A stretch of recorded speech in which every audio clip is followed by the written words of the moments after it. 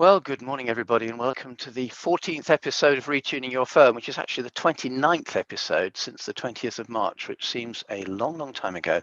But hey, aren't we going back to the same place again? How scary is that? So what are we going to do today? Well, first of all, hope some of you had a chance to catch up with friends in Remo, in our lounge. If you haven't tried it this week, do try it next. It's great. What are today's themes? Well, pricing. I think you all kind of remember that TV program, The Price is Right? Big tick for that one, hopefully. So we're going to be hearing from Richard. Two Richards on the call today, so that's a bit confusing, but we'll get there. So we're going to hear from Richard Burcher on the whole area of pricing. Mike's going to be talking about not just finance, but also what's going on in his part of the world, which is a new acronym for me, MENAT. I'm not sure if that's the way it's pronounced, but anyway, stands for the Middle East, North Africa, and Turkey. So there you go, works for HSBC. And then I put a tunnel in. Now, you might be wondering, what's the tunnel all about? Well, we had a very interesting session with our HR group last week. And a number of the HR people were saying, well, the thing was, back in March, everybody was very, very, really working hard, and it was new and it was different, and there was a lot of energy. And then we kind of went into the summer, and, things are getting better. And now a lot of people, they're kind of feeling a little bit grumpy. They're feeling they're in a tunnel and they're not quite sure what the end looks like. So I suspect we may end up talking about that one a little bit. I haven't had a chance to brief Francesca on that one, so I can see her brain working hard in the background. So those are the three themes for today. Who's on the panel today? Again, repeating myself slightly, but I think that's also helpful. Richard Burcher, who's the managing director of Validatum, which, as some of you may know, is a specialist legal pricing consultancy.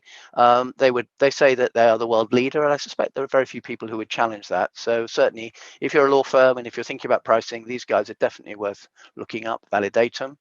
Michael Littlewood, as I mentioned, MENAT, Middle East, North Africa, and Turkey. He is the regional sector for head for professional services. And Mike is also somebody who's been on the other side of the curtain, if you like, for this show for the last, I don't know, he'll tell us how long, but it has been our very strong advocate in his part of the world, and says that a lot of the polls in particular that we're doing really carry a lot of weight locally.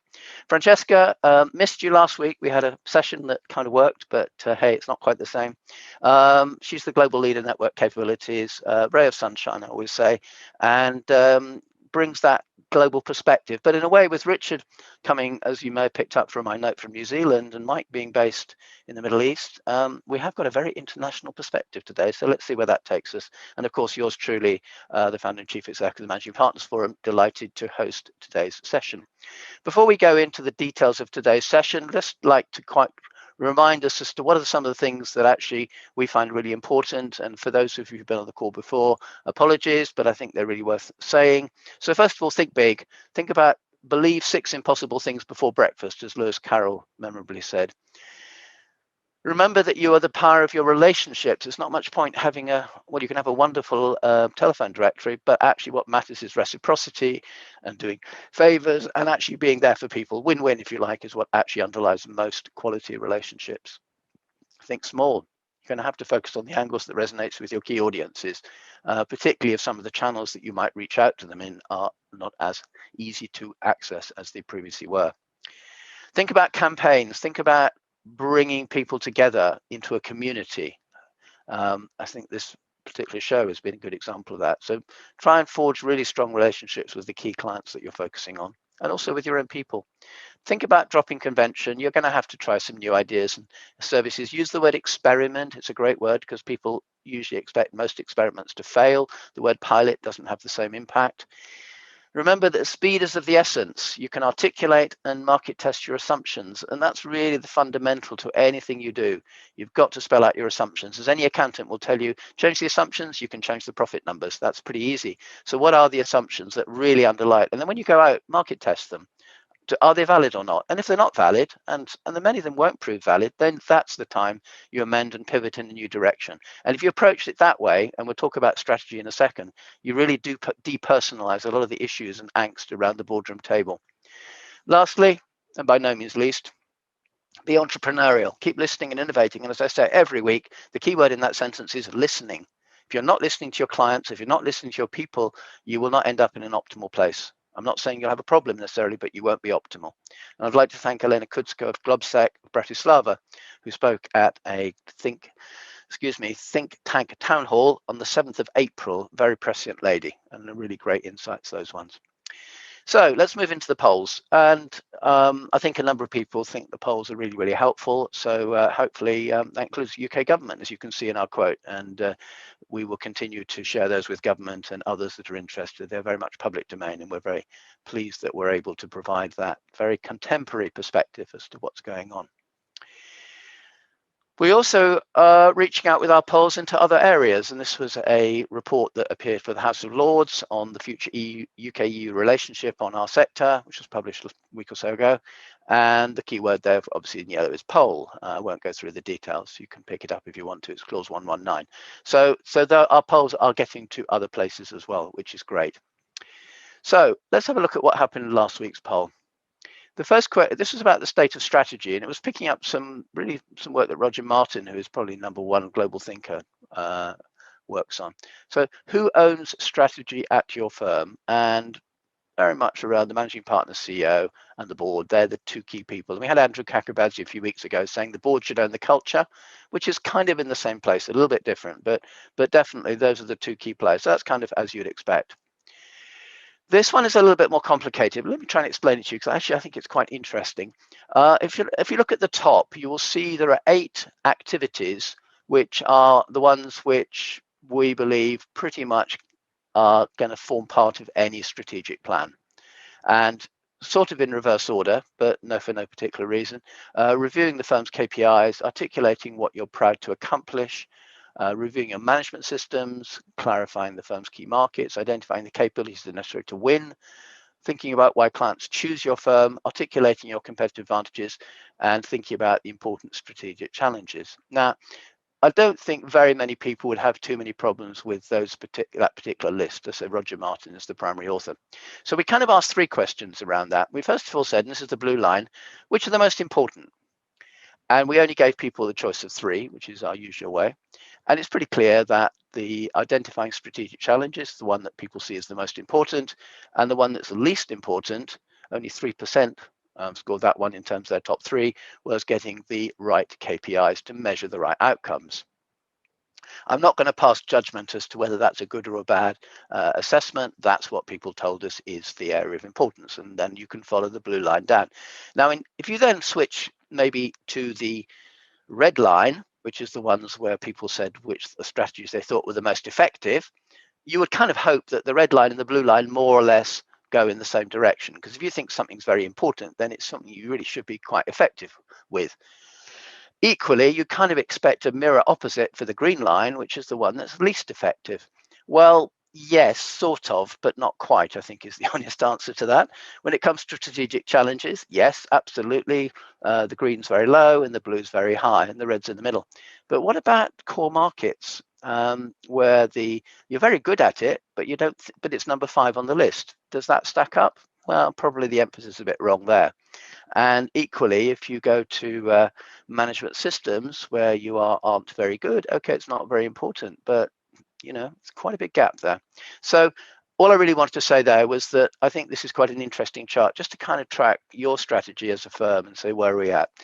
So how do you stay in touch, and how often is it updated? This was a kind of scary one. Only 44%, not very often or hardly ever. Now, if you have a strategy that isn't updated very often and you're in the COVID context, you've got some serious issues to contend with, I would argue.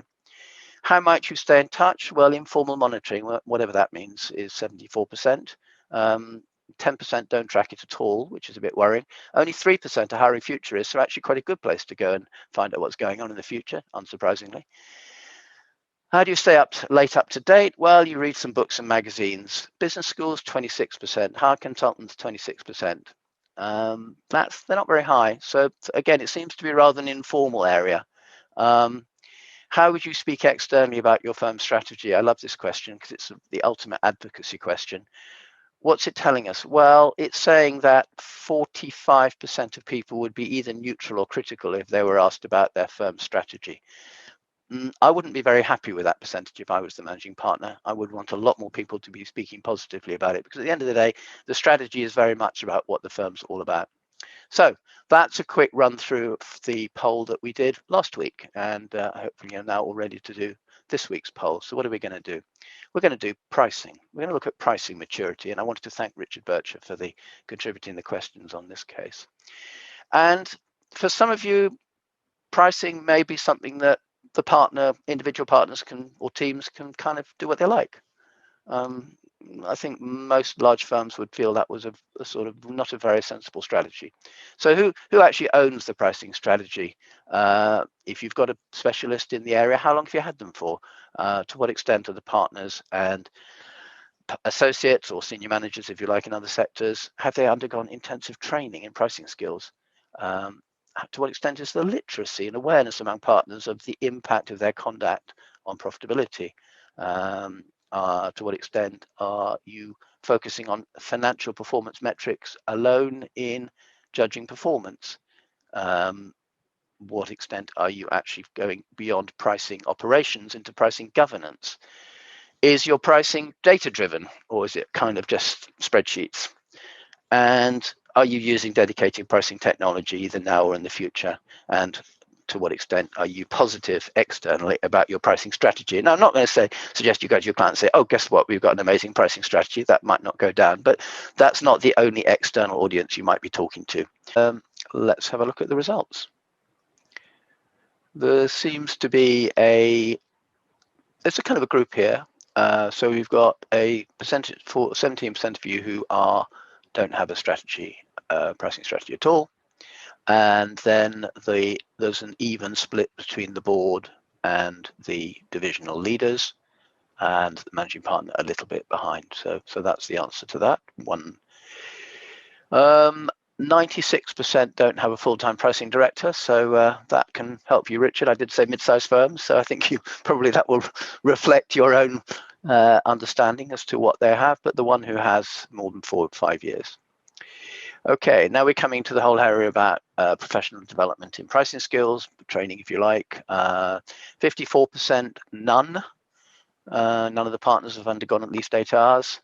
And at the other end, the 30% have said at least 90% of them have. So not much in between. So it's kind of there's a binary situation there, that it's either none or it's a lot. And we did put the other options in around a quarter, around a half, around 3/4, but they haven't really scored very much. So people have either got it or they haven't, I guess is the simple answer. When it comes to the associates or senior managers, and there we talk about 5 hours of professional development there. That's a little bit more nuanced. Again, there's about half of you who say none, and a smaller number, at least 90. And then if you've got 20% around a quarter, 13% around half. So it's a bit more spread when it comes to the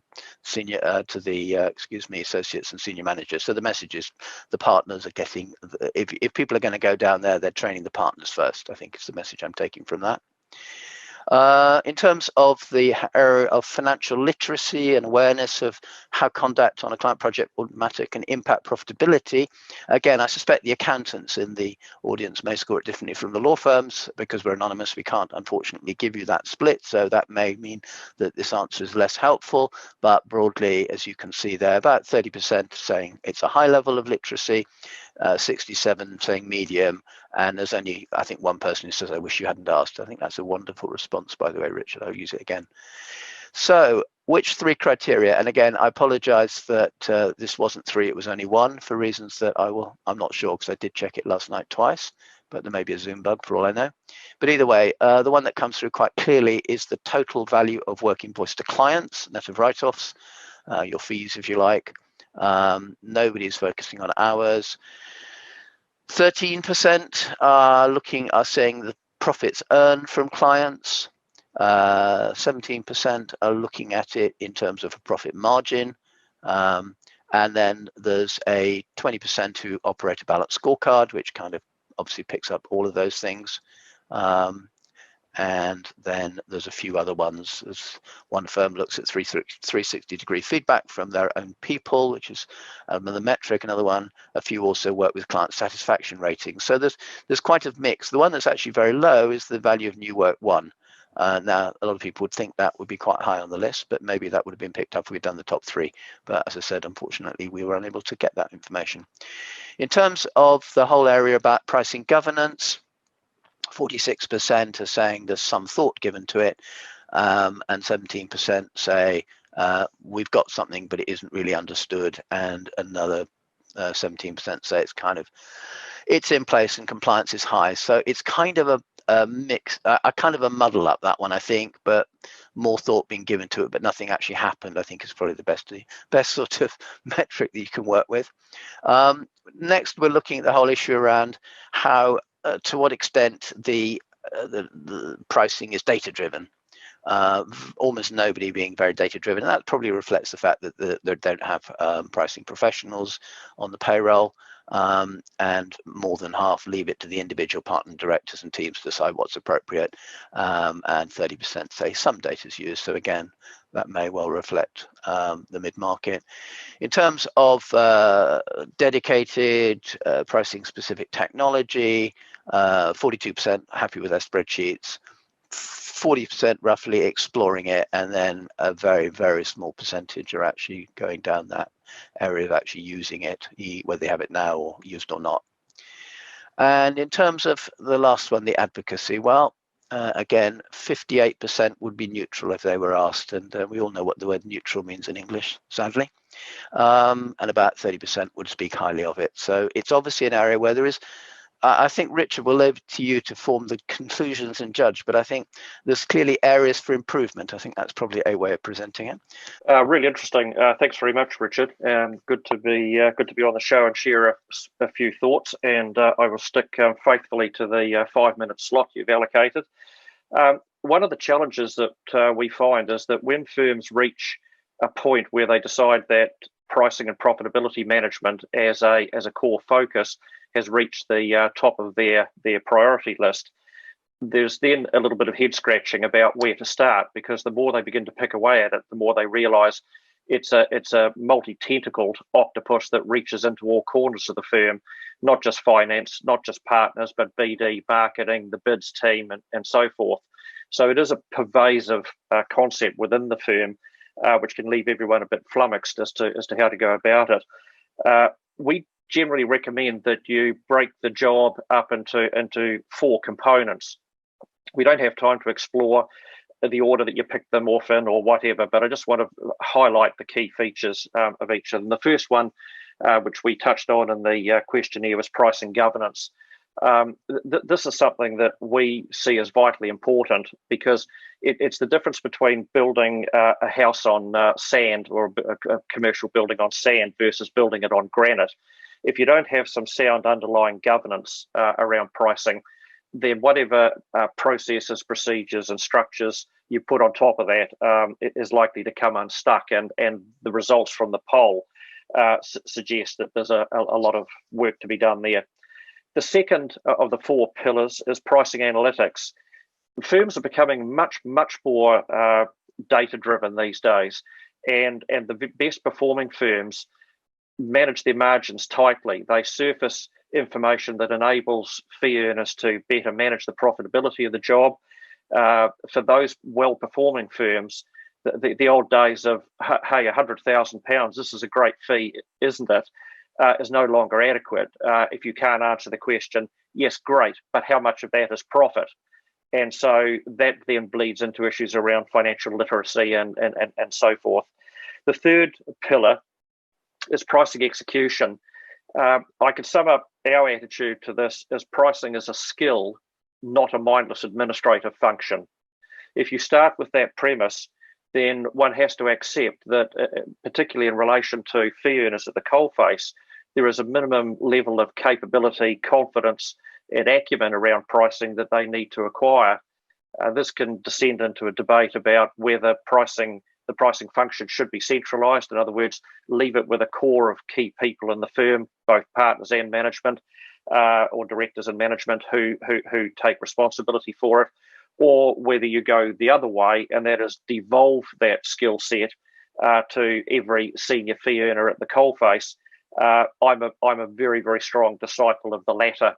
The largest law firms in the world, which is my space that I understand and know, the Baker McKenzie's and so forth, have hugely well-resourced finance teams, but even they only get to scratch the surface in terms of their impact hundreds of thousands, if not millions of invoices are generated that never have any professional input into them.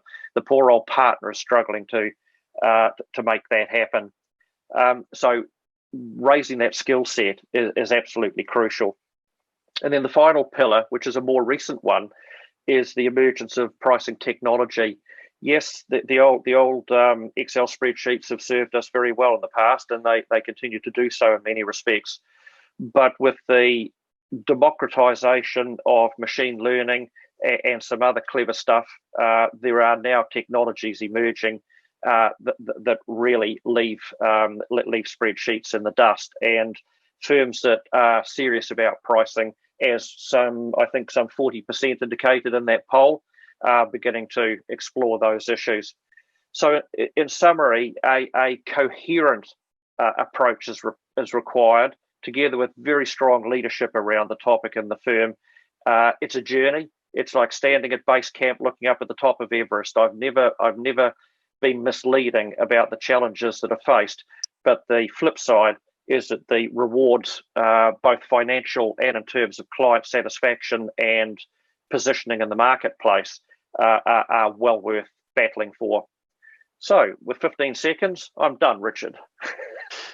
Wonderful, that stuff. I remember when you came over from New Zealand in 2012, and we got together, and you were kind of thinking, well, I've given up being managing partner, and I want to sort of now actually do something different, and came to England and said, okay, let's see if I can get something going in the pricing world with you. I think you must be really pleased with the way the thing has developed over that period. So well done. Thank you. Michael, come and tell us a little bit about your world. And as you say, as I said earlier, Michael is the not just somebody who's worked for HSBC, but also he worked in an equivalent bank in the UK. But prior to that, had a consultancy career working with the Big Four. So has a very broad perspective, which very looking forward to hearing your thoughts, sir. Good morning, everyone, and thank you, Richard, for the kind invitation and the introduction, and thank you, the other Richard, for that session on pricing. I mean, Richard B, that resonates a lot with discussions current out here around purpose and strategy, common purpose and values in a firm. So that sense of thoughtfulness and planning and alignment really fits with some of the discussions that I hear out in this part of the world. To Richard B's point, I need to watch time, so let me just get straight into 3 Middle East specific observations that I'd like to make, and then we can sweep up other points in the Q&A if time allows. Firstly, experience and expertise. There is a need for professional advisory experience and expertise in this region. Partly because, and this is quite a general statement, there is still some capability gap in the leadership and management of institutional bodies and corporates in and around the creation of strategy and then the operational execution of that strategy. But also partly because the region and its countries are still developing. It's still an evolving economy in this part of the world. And thirdly, partly also because this has been a pretty challenging 12 months, in this part of the world, as it has been for everywhere. But here, we've had intra-regional and geopolitical uncertainty sort of overhanging the region, and an oil demand and price crash, and then a pandemic all landing in perfect sequence. Frankly, you couldn't make it up. So it has been a challenging 12 months. But there's a real appetite to drive the economies of the region forward here, and there's the money, the balance sheet available to do that. But it also needs grey hair, if I can put it that way, and training, development, regulatory structure, professional advisors to land sovereign and economic ambition, and also support the resolution of issues.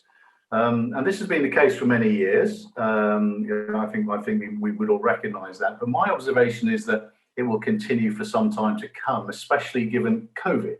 And the need to get through the current challenges and therefore also to deliver the transformational changes emerging from and accelerated by the pandemic. I'll comment on some of the prevalent service lines and practice areas in just a moment. But I did just want to say that this is not a complacent advisory market. The the role of the professional advisor is also advancing, I believe, and I would observe. The current environment is very competitive. Clients are more demanding, and noting that technical know-how on its own isn't always enough to further develop relationships and even win work.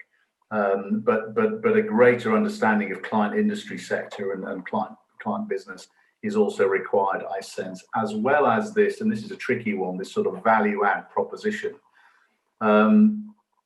Fees are a challenge too, back to Richard's piece there on pricing.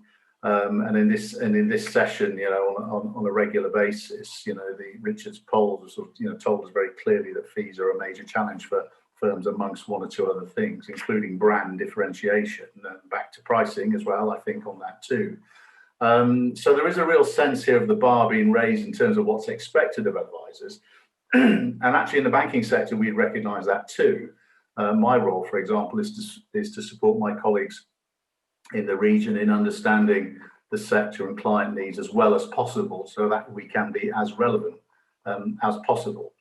So experience and expertise is a standout characteristic for me, and definitely an opportunity for this sector in this region. But secondly, I just want to talk about legacy relationships. Legacy relationships out here really matter, and this one really interests me. The best known advisors are not always from the biggest firms out here. The family legacy of some firms, many firms in fact, as well as the legacy of long established individual advisors, means that the big firms don't always win the biggest mandates. The award of government mandates, and there are many, it's the significant client in this part of the world.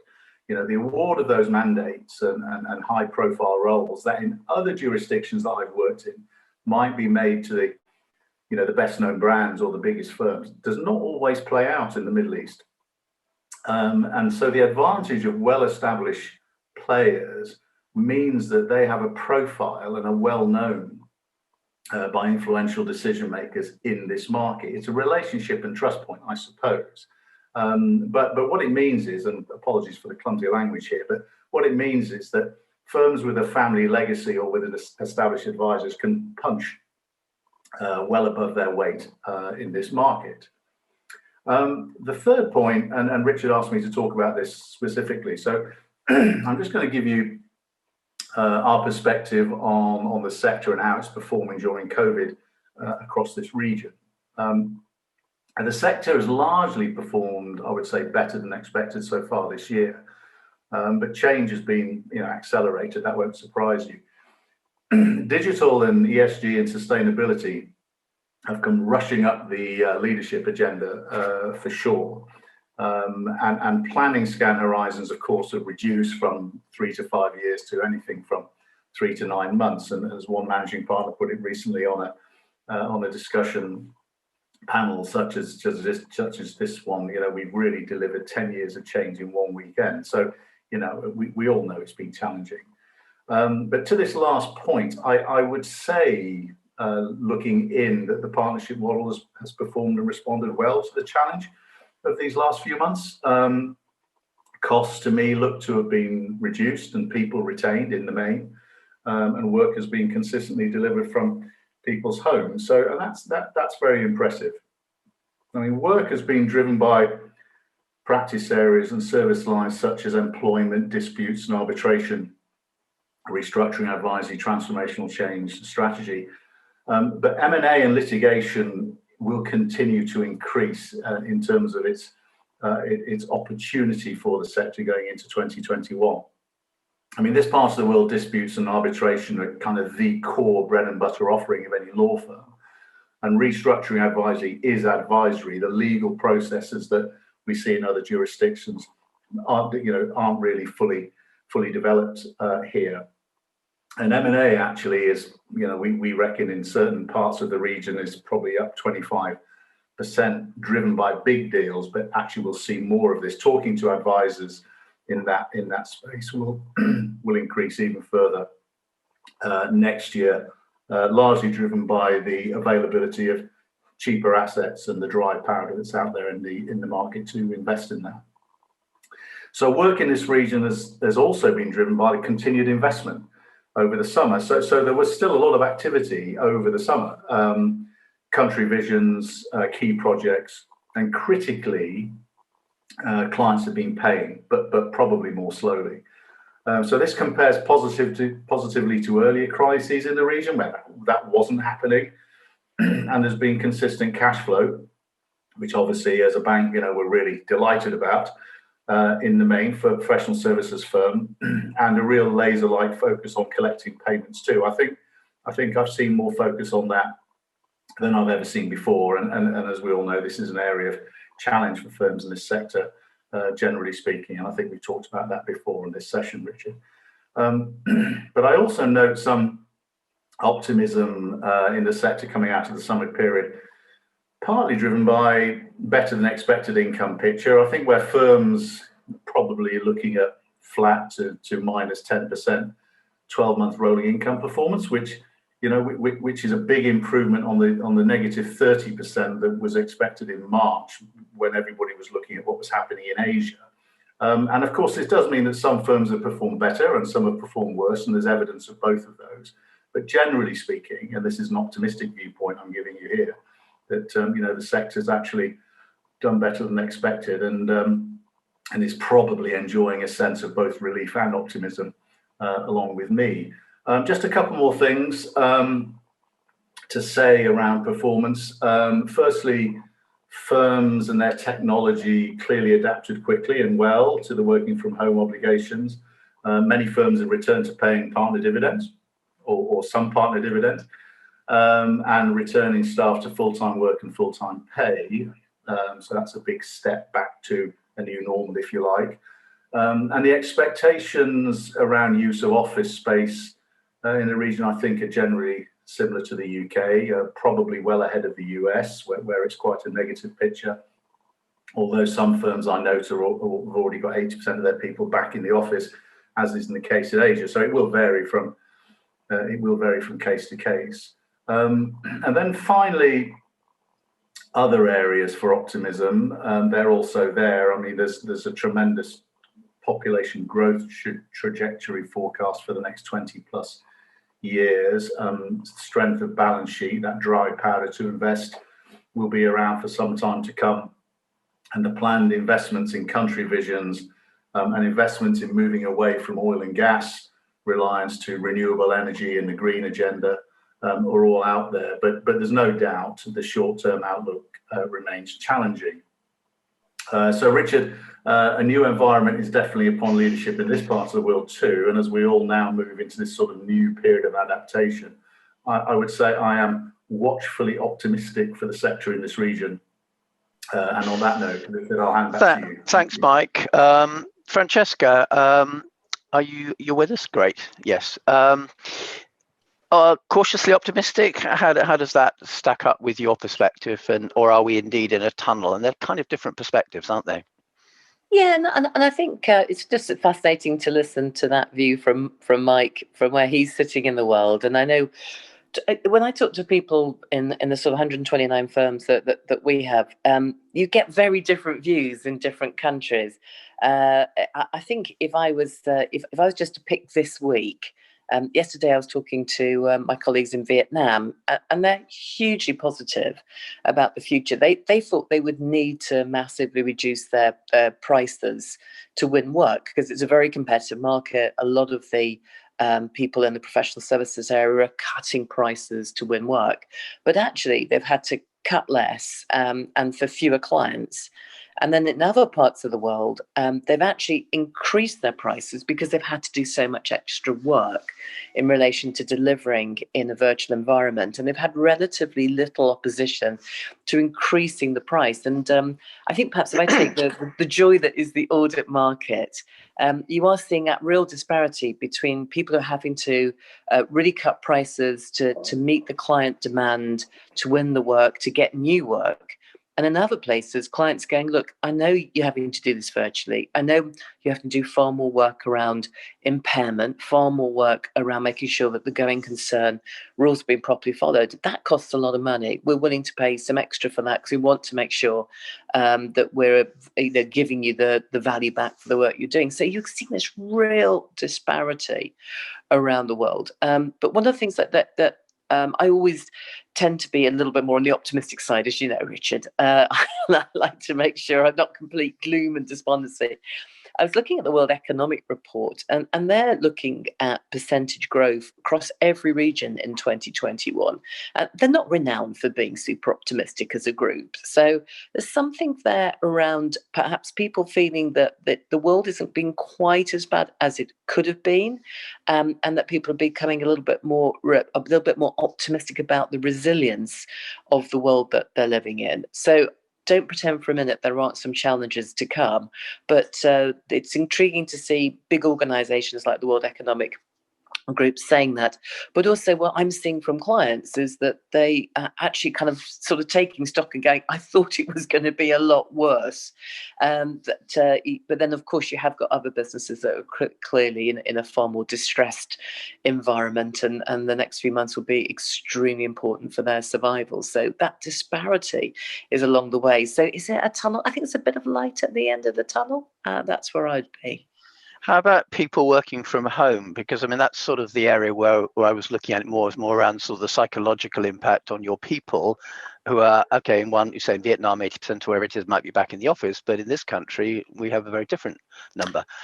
So that's kind of more where I was looking at, I think. Yeah, I think the mental health impact of COVID has been enormous. I mean, we've opened, we're obviously adhering to the government guidelines, but we do have office space for people who need to come in because they either actually physically can't work from home, or is actually having a mentally very, very destabilizing impact on them. And I think it depends so much on where you are in your stage of life, who's around you.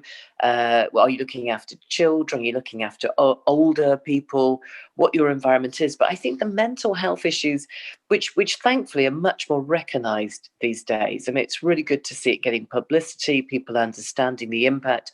But I think one of the real outcomes of the last year is just how impactful this has been on people's mental well-being. And I love the fact that almost everyone you ever have on the programme talks about what their organisation is doing and how they're trying to recognise it. And I think it's really important for everyone listening to this call to keep on making sure they're dialing up the psychological safety of their individuals and making sure they're recognising that for some people these months have been way beyond tough and they need to have that support. So yeah, I think in relation to people, there are a large number of people who have really struggled with that aspect of this.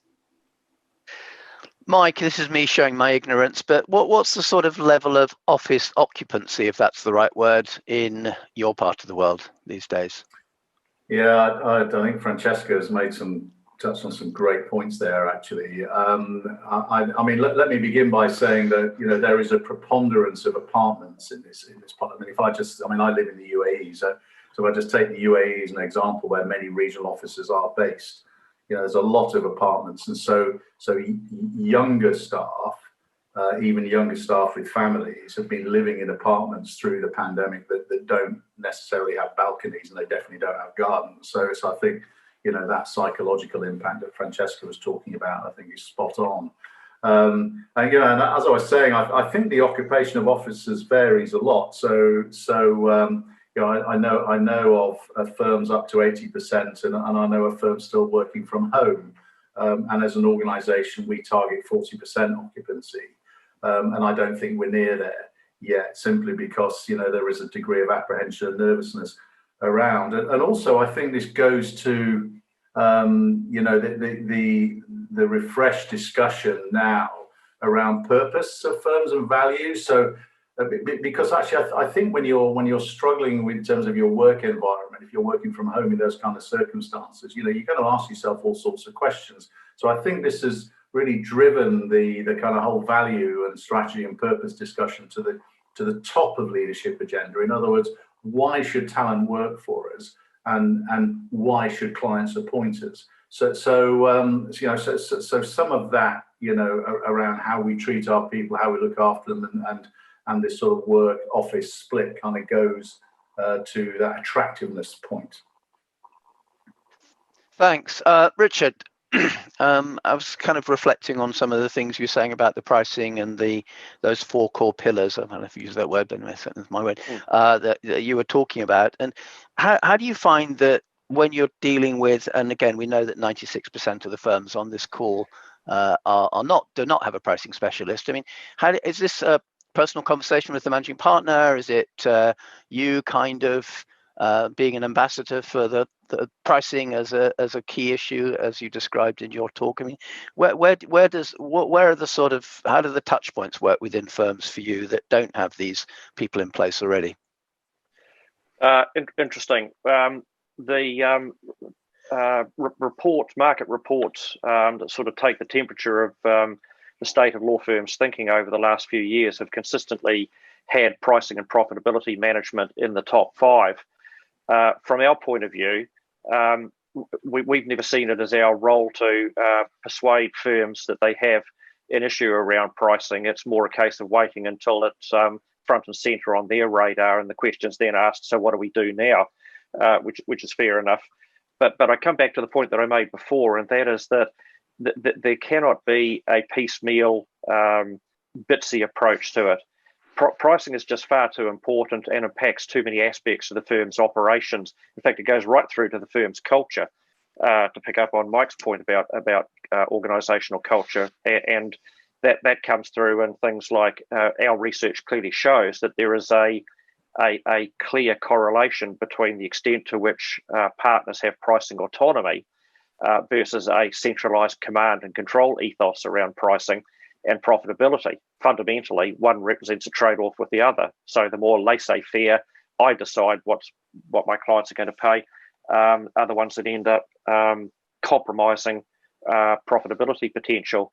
So the interest tends to come from a variety of different sources. It can be initiated by a managing partner. It can be initiated by an FD, head of knowledge. It's curious, actually, as to where the initial point of contact is. But wherever it begins, there must be a collective, holistic buy-in, and the ship very much pointed in the same direction. If you don't, it's like herding cats. And we will actually say to a firm where we sense that is the issue, we'll say, look, you're not ready yet. There are some things that you need to do internally and think about. And when you're all singing from the same hymn sheet, that's when progress can be made. Until then, you're better to concentrate on other things. Francesca, can I kind of bring you into that conversation around where pricing sits? I mean, as an accountancy firm, one would hope that your partners are financially literate and aware of the importance of financial matters. I won't go into that part of it, but there is a broader issue around what should we call pricing governance and this balance between empowering the individual and giving them the tools to make great decisions, and having a more of a command and control approach where, no, you can't send out an invoice unless the margin is X, or however it's going to be structured. Where do you see it on that spectrum? I think the reality is that you have to have an element of ability to give people some subjective insight. They know the client, they know the reality. So parameters are really helpful. And I really love the point that was just made about, if you're actually not ready to have the discussion, you shouldn't be making blanket decisions. You need to have that very robust discussion about where do we fall, what are we trying to get back. And I'm sure all of you have been in that situation where you've seen some horrendous amount of money racked up on some client code, which then gets written off. And you go, well, why wasn't this just all handled in a different way?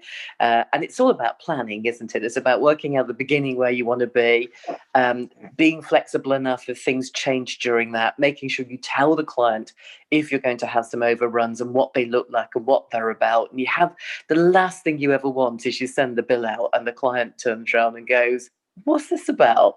It's the worst possible place you can be in, because then you're on the back foot, you're in a justification mode, and things tend to go a bit awry. But I do like that concept of if you're going to actually have very, very clear parameters, you do need to have a very grown-up discussion way before you get to the issue with the client. And Mike, from the sort of bank's point of view, is whether a firm has a pricing strategy or pricing governance, is that something that you would take into account at all? Yes, but it's probably not a question we ask as much as we should. I mean, I think I think it sits very well under strategy, which sits next to forecasting, execution of the plan, capabilities within a firm, and so on. And actually, to me, it's critical. I mean, I buy into everything Richard's saying. Actually, you know, there is a strategy led by the board that sets the parameters, including pricing. So guidelines and parameters which makes us the firm consistent in the market. And I think that's part of, you know, the broader offering. You know, do you have a D&I policy? Can you demonstrate that you execute that policy?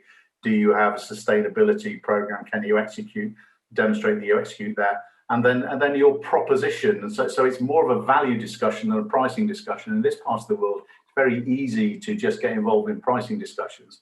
And that's something to do with the maturity of the market. So you know, back to my answer to your question, you know, in our defence, we should probably ask it more. But you know, the market is evolving and maturing all the time. But you know, because the risk is that, you know, if you don't do that, you end up with a book that either you don't want, or the shape of a book, i.e., you know, profitability that doesn't suit you, and you're in a really difficult position. And having difficult conversations with clients is only going to put them off at that stage, not turn them on. So yes, I think it's important. Yes, we do ask, and we should ask more. I always love the way that people who come onto this call are always very open and honest when I kind of toss out those difficult questions. So thanks, Mike. It's helpful. Francesca, we talked a little bit earlier today, and this was, I think, from last week's, from the State of Strategy, about the 8 aspects of strategy or the 8 activities that firms should be focusing on. And there was some clear areas that were seen as more important, and there were others that were seen as less important. And if I was trying to summarize the ones that are less important, they would typically be resolving around the areas of management systems, KPIs, checking that everything on the strategy is going in the right direction. And it's a little bit like in the M&A world, where they always say that the person who does the M&A can't wait to get on to the next one, but actually that's when the job really starts. And where do you sort of see that balance in strategy between I've got a great understanding of the strategic challenges at the one hand, to actually my KPIs genuinely help me, and my management systems are designed to help my strategy be measured in terms of its effectiveness? I've been involved in a lot of strategies over the years, and the ones that tend to work are the ones where you rigorously follow up. I've seen some beautiful strategies, great charts, lovely pictures, very inspiring, and absolutely nothing has happened in relation to them. So I think there is a very strong follow-up execution bit. Strategy is only as good as the execution. You can take an interesting view around KPIs. Do they help? Do they hinder? Are they really? Are they a little bit of a sort of a niche area where you get wrapped up in the figure rather than the actual real outcome? But if you don't have any measurement at all, it's really hard to see how a strategy is working through. And it's the hard yards, isn't it? Strategies are hard. Creating them, ironically, is often the easier part, putting them into practice and making sure they actually happen. And fundamentally, no big shock you'd expect me to say this, but it's so true. If your culture's wrong, no strategy is ever going to work. So you've just got to get that all aligned right at the outset. But I'm a huge fan of rigorous follow-up. If you say you're going to do something, show how you think it's going to be proved, make sure you're measuring it in whatever is the most sensible way to do it, and follow up and follow up and follow up. Far better have a strategy with 2 things in it than a strategy with 20 and not achieve any of them. Richard, we're kind of coming up towards the end now, but I'm quite interested. When you have a board that is owning the pricing strategy, then that clearly will help everybody, I'll say, fall into line. Is not quite the right terminology, but you kind of know where I'm coming from. When you have somebody who is a pricing director or a pricing specialist, maybe a manager, who clearly doesn't have the same clout internally, how do you see that dynamic working when we're talking here about the execution of the pricing strategy rather than it's really nicely designed? Well, it's that quintessential distinction between governance and management. There has to be a combination of two things. There has to be the leadership and sponsorship, for want of a better expression, of the pricing initiative. In other words, it needs some heavy artillery thrown behind it. People, partners, directors in professional organisations are extraordinarily busy people. Our organisations are in a constant state of flux, and many partners could be forgiven for thinking, oh, another harebrained management idea. And even if I think it's serious and important, potentially beneficial, how do I prioritise it relative to all the other things that are going on in the organisation? So for it to have half a chance of not sinking beneath the waves, it needs that very high level ownership, sponsorship and accountability. But the actual implementation has to be devolved, and depends on the organisation. And I want to make it very, very clear, the vast majority of professional service organisations like law firms do not have pricing directors. And I'm often asked the question, can we make any progress in this space as a firm without a dedicated pricing director? The answer is an emphatic yes. It's almost the pricing director is in the nice to have. Don't worry about trying to sprint before you crawl. And there's a massive amount of really good stuff that firms can do before that. But the actual execution must be devolved to the grassroots level, at a practice area level or sector level within the firm or whatever, because they know their people both internally and externally, and they can make it happen. So it's a combination of that strong leadership, governance, and then here are the tools, you make it happen. Yeah, it's the cascade is the term I love. It's Yes. how do you actually get that idea and move it down within the organization, which is a really, really tough way to go. So I just really wanted to say now that it's unfortunately the time to say goodbye to today's panel. So I wanted to thank Mike Littlewood and this is his weekend, by the way, because it's Saturday, if you like, over in that part of the world. So thank you for interrupting your weekend to join us, sir, and please join us on future issues of the show. Thank you, Francesca. Sorry if her computer decided it wasn't going to recognize the Zoom code, so she's on the mobile phone, but that we think is a one-off, which we only worked out 1 minute before we were going live. So that was part of the fun of a live show. And thank you to Richard for his very insightful pillars. And I think your refreshing point, and I think everybody would kind of buy into this, is there's no point appointing somebody unless you've got the culture in place to support them. And thank you very much. Now, whether that's to do with pricing or anything else. So for those of you who aren't aware of it, we have the management library where you will find all the videos. And one thing we are going to be doing, and you'll see it coming out in the next week or two, is actually taking each of those 5-minute slots and then putting them up on YouTube so they get to a wider audience. So that I think will be interesting as well. And it only remains for me to say, I hope you found today valuable, and please encourage your peers to book for future episodes of the show. There is no cost, it's a public good, and we enjoy doing it. Next week is the 30th episode, scary thought. And apart from Francesca, I have Dame Janet Gamer, who is one of the most, I think, influential people in the legal space.